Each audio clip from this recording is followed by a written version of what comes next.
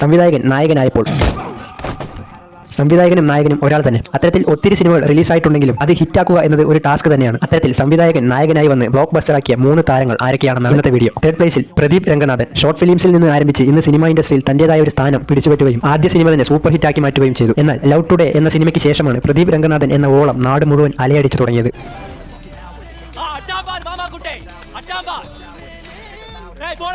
Second പ്ലേസിൽ ഋഷഭ് ഷെട്ടി. സംവിധാനവും അഭിനയവും ഒന്നിച്ചു കൊണ്ടുപോകുന്ന ഒരാളാണ് ഋഷഭ് ഷെട്ടി. ഒത്തിരി സിനിമകൾ സൂപ്പർ ഹിറ്റ് ആക്കുകയും ചെയ്തിട്ടുണ്ട്. എന്നാൽ കാന്താര ഋഷഭ് ഷെട്ടിയുടെ മാസ്റ്റർ പീസ് പടങ്ങളിൽ ഒന്നാണ്. KGF-ന് ശേഷം കന്നഡ സിനിമയ്ക്ക് കിട്ടിയ മറ്റൊരു സ്വകാര്യ അഹങ്കാരം.